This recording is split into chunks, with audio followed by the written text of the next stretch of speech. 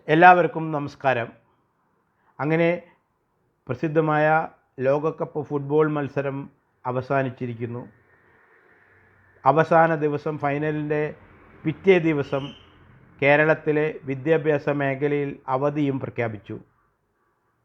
ആർക്കു വേണ്ടിയായിരുന്നു ഈ അവധി, ഈ അനാവശ്യ അവധി? ലോകത്ത് ഒരു രാജ്യത്തുമില്ലാത്ത, ഇന്ത്യയിൽ ഒരു സംസ്ഥാനത്തും കൊടുക്കാത്ത, കേരളത്തിലും പിന്നെ പ്രശ്ന സ്ഥലമായ മണിപ്പൂരിലും അവധി പ്രഖ്യാപിച്ചിട്ടുണ്ട്. ഇത് ആരുടെ ബുദ്ധിയാണ്? എന്തിനു വേണ്ടിയിട്ടാണ് ഈ അവധി? ഓക്കെ, അവധി കൊടുക്കാം. പകൽ സമയത്ത് ആണ് ഈ ഫുട്ബോൾ കളി നടക്കുന്നതെങ്കിൽ ആ സമയത്ത് അവധി കൊടുക്കാം. അത് വേണമെങ്കിൽ. അതും കൊടുത്തിട്ടില്ലെന്നേ. അമേരിക്കയിൽ ഈ ലോകകപ്പ് മത്സരം നടക്കുന്ന രാജ്യത്ത് ഏറ്റവും വലിയ ഫാസ്റ്റസ്റ്റ്, ടെക്നിക്കലി ആയാലും ഏത് തരത്തിലായാലും കുതിച്ചു പോയിക്കൊണ്ടിരിക്കുന്ന ആ രാജ്യത്ത്, ഈ മത്സരം നടക്കുന്ന രാജ്യത്ത് അവധി കൊടുത്തിട്ടില്ല. മിഡിൽ ഈസ്റ്റിൽ കൊടുത്തിട്ടില്ല, ഒരു രാജ്യത്തും കൊടുത്തിട്ടില്ല. കേരളത്തിൽ അവധി കൊടുത്തു. ആരു തമ്മിലുള്ള മത്സരമാണ് അവധിയിലേക്ക് എത്തിച്ചത്? ഇവിടെ എല്ലാവർക്കും അറിയാം, വോട്ട് പിടിക്കാൻ, വോട്ട് കൊട്ട നിറയ്ക്കാൻ മത്സരിക്കുമ്പോൾ ആ മത്സരത്തിൻ്റെ ഒരു ഭാഗമായിട്ടാണ് ഈ അവധികൾ വന്നുകൊണ്ടിരിക്കുന്നത്. അവധി കൊടുക്കാൻ പ്രതിപക്ഷത്തിരിക്കുന്നവൻ ആവശ്യപ്പെടുമ്പോൾ ഭരണപക്ഷത്തിരിക്കുന്നവൻ ആദ്യം എതിർക്കുകയും പിന്നീട് അതിൻ്റെ ക്രെഡിറ്റ് അടിച്ചെടുക്കാൻ അവധി പ്രഖ്യാപിക്കുകയും വേറെ തരത്തിൽ ചെയ്യുകയും ചെയ്യുന്നു.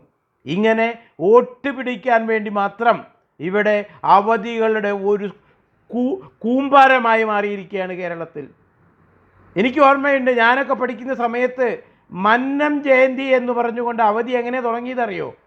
ആ നായന്മാരുടെ വോട്ട് പിടിക്കാൻ വേണ്ടിയിട്ട് മന്നം ജയന്തി ദിവസം, മന്നത്തിൻ്റെ ആ ദിവസം നായന്മാർ ഉച്ചവരെ ജോലിക്ക് വരണ്ട, അങ്ങനെയാണ് അവധി തുടങ്ങുന്നത്. പെട്ടെന്നൊരു അവധി പ്രഖ്യാപിക്കാൻ അന്നത്തെ ഭരണകൂടത്തിൻ്റെ ഒരു മടിയായിരുന്നു. ഞാൻ മനസ്സിലാക്കുന്നത് UDF ആണ് അന്ന് ഭരണം നടത്തുന്നത്. അങ്ങനെ പകുതി ദിവസം നായന്മാർ ജോലിക്ക് വരണ്ട, അത് പിന്നത്തെ കൊല്ലം മുഴുവൻ ദിവസം നായന്മാർ വരണ്ടെന്നായി. പക്ഷേ പിന്നീട് ഉള്ള കൊല്ലങ്ങളിൽ മറ്റുള്ള ജോലിക്കാർ പ്രശ്നമുണ്ടാക്കിയതിൻ്റെ ഫലമായിട്ട് എല്ലാവർക്കും അത് അവധിയായി കിട്ടി. മന്നം ജയന്തി അവധിയായി, ശ്രീകൃഷ്ണ ജയന്തി അവധിയാണ്, ശ്രീനാരായണ ഗുരു ജയന്തിയാണ്. അങ്ങനെ ഒരുപാട് അവധികൾ ഓരോ കൊല്ലവും പുതിയ പുതിയ തന്ത്രങ്ങൾ വെച്ച് കൊടുത്തുകൊണ്ടിരിക്കുന്നു.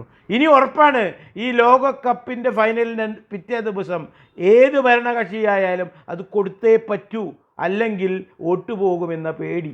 ഇതാണ് ഇവിടെ നടക്കുന്നത്. പക്ഷേ ആ ഒരു ധാരണ തെറ്റാണ്. ഇനി ഒരു കാര്യം കൂടി ഞാൻ പറയാം. നബിദിനത്തിന് കേരളത്തിൽ അവധിയാണ്. ആലോചിക്കണം. മുസ്ലിം സമുദായത്തിനെ കുപ്പിയിലാക്കാൻ, കീശയിലാക്കാൻ, ആ വോട്ട് കൊട്ട കൂടെ നിർത്താൻ വേണ്ടിയിട്ട് നബിദിനം ഇവിടെ പ്രഖ്യാപിച്ചിട്ടുണ്ട്. മുസ്ലിം രാഷ്ട്രങ്ങളിൽ, അതായത് നമ്മുടെ ലോകത്തുള്ള മുസ്ലിം രാഷ്ട്രങ്ങളിൽ പോലും അവധിയില്ലാത്ത നബിദിനത്തിന് കേരളത്തിൽ, ഇന്ത്യയിൽ എല്ലായിടത്തും ഇല്ല, കേരളത്തിൽ അവധിയാണ്. ആരാണിതുണ്ടാക്കിയത്? എന്തിനാണിതുണ്ടാക്കിയത്? പറയൂ.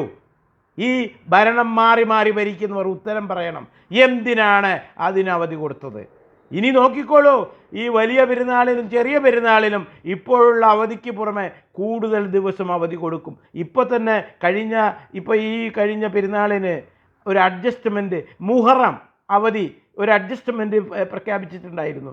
കൂട്ടിച്ചേർത്തുകൊണ്ട് അത് 3 ദിവസത്തെ അവധിയായി മാറിയിട്ടുണ്ടായിരുന്നു. അപ്പോൾ ഒരു കാര്യം ഭരിക്കുന്നവരെ, നിങ്ങൾ ഈ നാട് നന്നാക്കാനല്ല ഉദ്ദേശിക്കുന്നത്, എങ്ങനെയെങ്കിലും വോട്ട് കൊട്ട നിറയ്ക്കണം. അതിന് നിങ്ങൾ ചെയ്യുന്ന മറ്റുള്ള കാര്യത്തിലേക്കൊന്നും ഞാൻ വരുന്നില്ല. അനാവശ്യമായിട്ട് ചെയ്യുക, അനാവശ്യമായിട്ട് പ്രഖ്യാപിക്കുക, എന്നിട്ട് അത് പിന്നീട് ഇല്ലാതാവുക. ഇപ്പോൾ തന്നെ ട്രാൻസ്പോർട്ടിൽ നിങ്ങൾ തെരഞ്ഞെടുപ്പിന് മുന്നേ ഫ്രീ കൊടുക്കും. ആർക്ക്? സ്ത്രീകൾക്ക്. അപ്പോൾ എന്താ, പുരുഷന്മാരെന്താ മറ്റേൻ്റെ ആൾക്കാരാണോ? എന്നിട്ടോ ആ സ്ത്രീകൾക്ക് അവസാനം എന്താ ഉണ്ടായത്? ഓർഡിനറി ബസ്സിൽ മാത്രമാക്കി. എന്താ, അത് നിങ്ങൾക്ക് തന്നെ അറിയാം നടപ്പാക്കാൻ പറ്റില്ല എന്ന്. അപ്പോൾ നമ്മളൊരു കാര്യം പറയുമ്പോൾ അത് പ്രാബല്യം പറ്റുന്നതാണെന്ന് കൂടി നമുക്ക് ബോധ്യമുണ്ടാകണം. കാരണം ഈ പൈസ സ്ത്രീകളുടെ മാത്രമല്ല, ഇവിടുത്തെ ജനങ്ങളുടെ മുഴുവൻ ഫണ്ടാണ്. ആ ഫണ്ട് എടുത്തിട്ടാണ് ഈ കളി. അല്ലെങ്കിൽ നിങ്ങൾക്ക് ചെയ്യായിരുന്നില്ലേ 60 വയസ്സിന് മുകളിലുള്ള എല്ലാവർക്കും ഫ്രീ, വിദ്യാർത്ഥികൾക്ക് ഫ്രീ, അംഗവൈകല്യമുള്ളവർക്ക് ഫ്രീ, അങ്ങനെ ഒരു പൊതു നിയമം ആക്കി അത് മാറ്റായിരുന്നില്ലേ?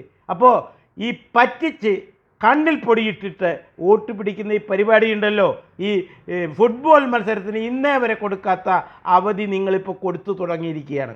ഇനി നിങ്ങൾ മാറിയാലും അടുത്ത് വരുന്നവന് ഇത് കൊടുക്കാതെ പറ്റൂ? ഇത് ചൂണ്ടിക്കാണിച്ചാണ് അടുത്ത പ്രാവശ്യം ചോദിക്കുക. അപ്പോൾ നിങ്ങൾക്കിവിടെ നന്നാക്കണം, ഈ പ്രദേശം നന്നാക്കണം, ഒരു ചിന്തയുമില്ല.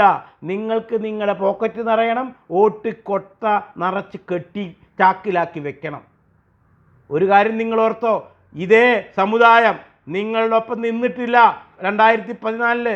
അന്ന് കൂട്ടമായി നിങ്ങളെപ്പോലെ എതിർത്തുകൊണ്ട് അവിടെ വോട്ട് ചെയ്തവരാണ്. അവരാണ് ഇന്ന് അവരെ തള്ളിക്കൊണ്ട് ഇന്ന് നിങ്ങളൊപ്പം കൂടിയിരിക്കുന്നത്. അപ്പോൾ നിങ്ങൾ പ്രയോഗിക്കുന്ന ആ തന്ത്രങ്ങൾ ശരിക്ക് ഏൽക്കുന്നുണ്ട്. അവരാണ് ഇതിലെ വിഡ്ഢികൾ എന്ന് നമുക്ക് പറയേണ്ടി വരും. ഇവിടെ എത്ര അവധി കൊടുത്താലും ഇന്നൊരു കാര്യം ചെയ്യാന്നേ, നിങ്ങൾ സർക്കാർ ജോലിക്കാർ പകുതി ദിവസം ജോലിക്ക് വന്നാൽ മതി, എല്ലാവരും വോട്ട് ചെയ്യും. പകുതി ദിവസം അല്ലെങ്കിൽ മിക്ക ഓഫീസുകളിലും 15 ദിവസമായി ഷെയർ ചെയ്തിരിക്കുകയാണ് എന്നാണ് ഞാൻ മനസ്സിലാക്കുന്നത്. കാരണം ഫിംഗർ പ്രിൻ്റ് ഇല്ല, മറ്റുള്ള ചെക്കിംഗ് ഇല്ല, ഒന്നുമില്ല. അപ്പോൾ ഒരു 10 ജോലിക്കാരുണ്ടെങ്കിൽ 5 ആൾ ജോലിക്ക് വരും, 5 ആൾ കോൺഫറൻസിന് പോയി എന്നൊക്കെ പറയും. ഈ 5 ആൾ വരുമ്പോൾ 5 ആൾ വരില്ല. അപ്പോൾ അതിൻ്റെ അർത്ഥം എന്താണ്? ഒരു ജോലിക്കാരൻ 15 ദിവസമേ ജോലിക്ക് ചെയ്യുന്നുള്ളൂ. എന്നിട്ട് ഈ നികുതി പണത്തിലെ ഫുൾ മന്ത് സാലറി കിട്ടുന്നു.